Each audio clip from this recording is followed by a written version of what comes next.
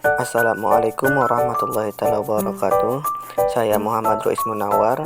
Di sini saya akan menjelaskan konsep kesehatan pekerjaan di bidang konstruksi. Konsep kesehatan pada pekerja di bidang konstruksi yang sering disebut dengan keselamatan dan kesehatan kerja atau K3, yaitu suatu sistem yang dirancang untuk melindungi pekerja dari sebuah bahaya serta kecelakaan yang sangat fatal di tempat kerja. Adapun 5 prinsip dasar keselamatan dan kesehatan kerja, yaitu diantaranya: yang pertama yaitu identifikasi bahaya dan penilaian risiko. Mengidentifikasi potensi bahaya di tempat kerja serta menilai risiko yang terkait. Yang kedua yaitu pengendalian bahaya dan risiko, yaitu merealisasikan langkah-langkah untuk mengurangi kecelakaan kerja. Ketiga, pemantauan serta evaluasi, yaitu selalu memeriksa serta mengevaluasi efektivitas pada langkah-langkah K3. Keempat, pelatihan dan pengembangan, memberikan pelatihan serta pengajaran yang memadai untuk para pekerja tentang kesehatan dan keselamatan kerja. Yang kelima, komunikasi, memastikan komunikasi antara setiap elemen di lapangan terjaga dengan baik. Yang selanjutnya yaitu faktor yang mempengaruhi K3. Faktor komitmen kebijakan K3.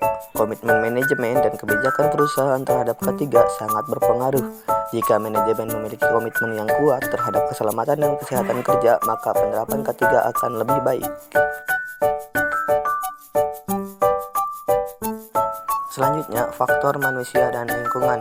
Kondisi manusia atau yang disebut karyawan dan lingkungan tempat kerja memainkan peran penting.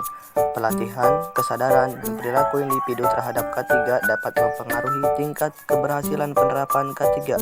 Selain itu, kondisi lingkungan kerja seperti infrastruktur, alat, dan fasilitas juga berpengaruh. Selanjutnya yaitu faktor anggaran atau keuangan. Ketersediaan anggaran dan sumber daya untuk implementasi K3 mempengaruhi efektivitasnya. Jika perusahaan mengalokasikan dana yang cukup untuk K3, maka pelaksanaannya akan lebih baik. Ada juga faktor pemenuhan peraturan perundungan. Kepatuhan terhadap peraturan K3 yang berlaku sangat penting. Jika perusahaan mematuhi peraturan dan standar K3, maka risiko kecelakaan dan penyakit akibat kerja dapat diminimalisasi. Perlu juga faktor dukungan dari pemerintah. Dukungan pemerintah melalui regulasi, insentif, dan kampanye keselamatan kerja juga mempengaruhi penerapan K3 di perusahaan. Ada pula penyakit akibat kerja atau PAK, merupakan kondisi medis yang disebabkan oleh lingkungan kerja atau aktivitas kerja. Berikut adalah beberapa kategori penyakit akibat K3. Yang ke-1 yaitu penyebab fisik. Ini mencakup bising, getaran, radiasi pengion, radiasi non-pengion, tekanan udara, dan suhu ekstrim. Yang kedua yaitu penyebab kimiawi. Ini mencakup beberapa bahan kimia yang dapat menyebabkan penyakit jika terpapar dalam jangka waktu yang lama. Yang ketiga, penyebab biologi. Ini mencakup bakteri, virus, jamur, parasit, dan lainnya. Misalnya ada hepatitis virus, rabies, antraks, dan lainnya. Yang keempat yaitu penyebab ergonomik. Ini mencakup posisi janggal, gerakan berulang, dan lainnya. Ada juga penyebab psikososial. Ini mencakup beban kerja yang terlalu berat, pekerjaan monoton, stres kerja, dan lainnya.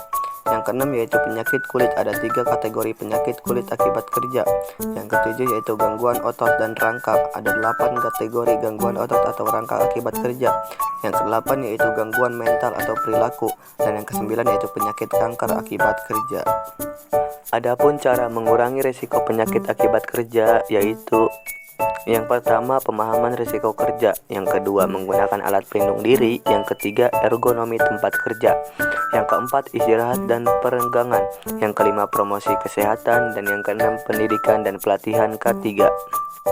Ingatlah bahwa pencegahan adalah langkah terbaik dalam pengelolaan risiko penyakit akibat kerja. Oleh karena itu, perusahaan harus menerapkan standar keselamatan dan kesehatan kerja yang baik untuk melindungi karyawan mereka. Terima kasih.